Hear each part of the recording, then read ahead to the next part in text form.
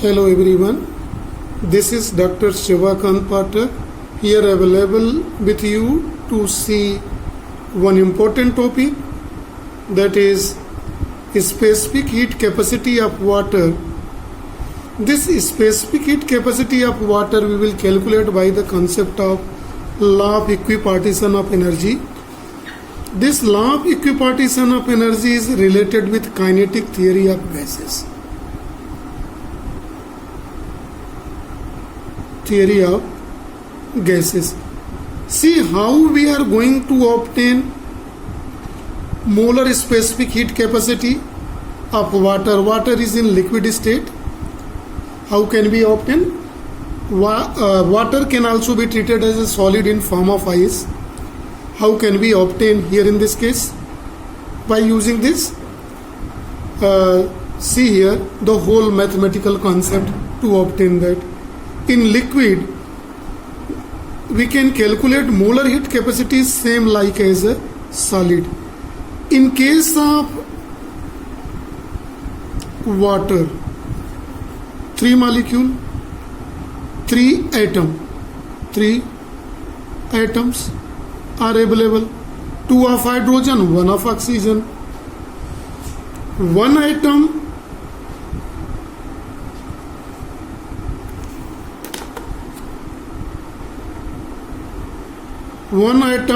has 2 degrees of freedom in one dimension. It is due to vibration of atoms, right? This implies that in 3 dimension it becomes 2 into 3 is equal to 6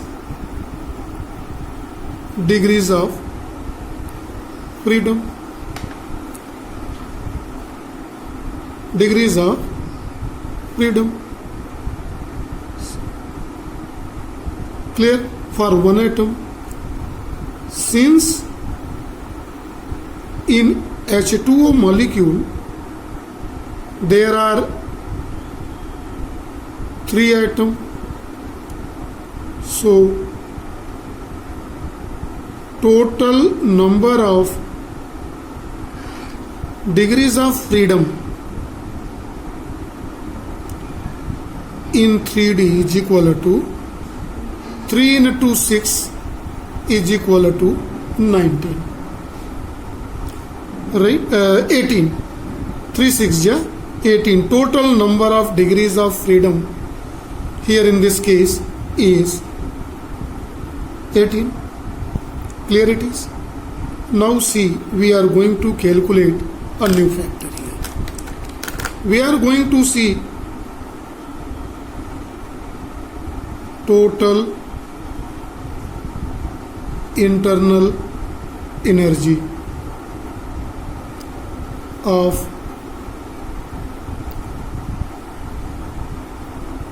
water of 1 gram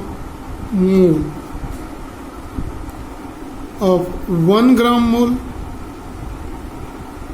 we are going to calculate, and it is given by U. This 1 gram mole in 3 dimension, U is equal to N number of this degrees of freedom into Avogadro number into half kT energy available in each degree of freedom. See in this formula, N is 18 into half Nk into capital Nk into T.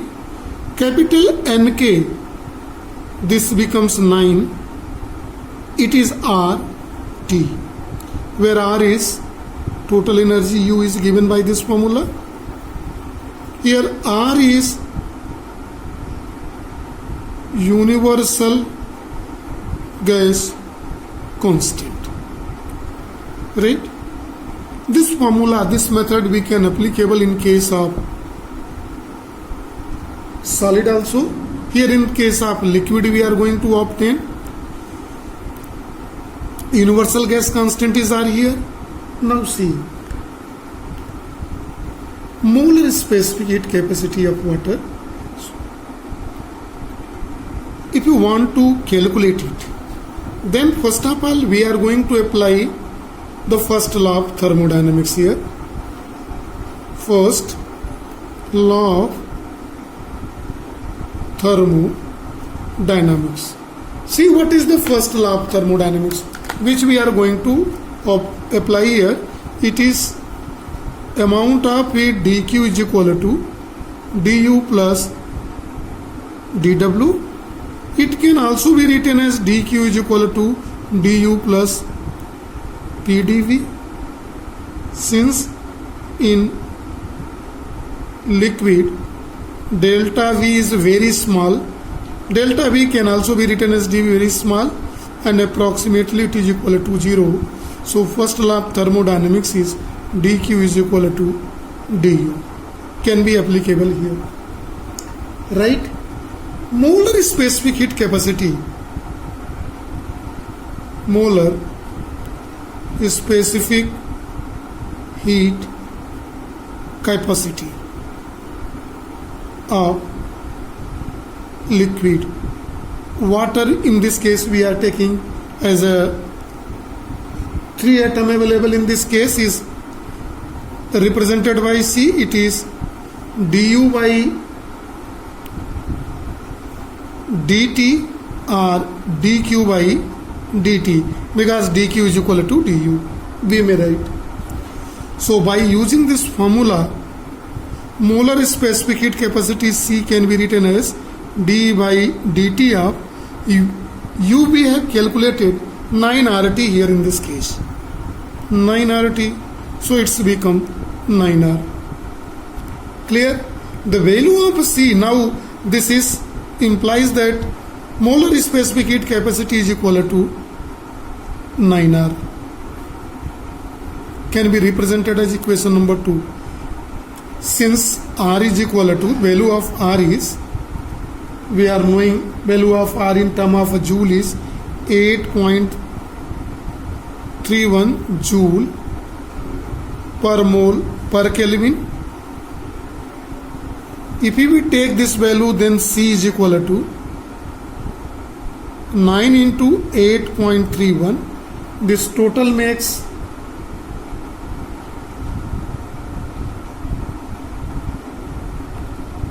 it is multiplying this 74.7 joule per mole per Kelvin. This is value of molar specific heat capacity of water. 1 gram of mole, it is required this. See, this molar specific heat, molar specific heat capacity of water on the basis of law of equipartition of energy is given theoretically 74.7 joule per mole per Kelvin. It is given.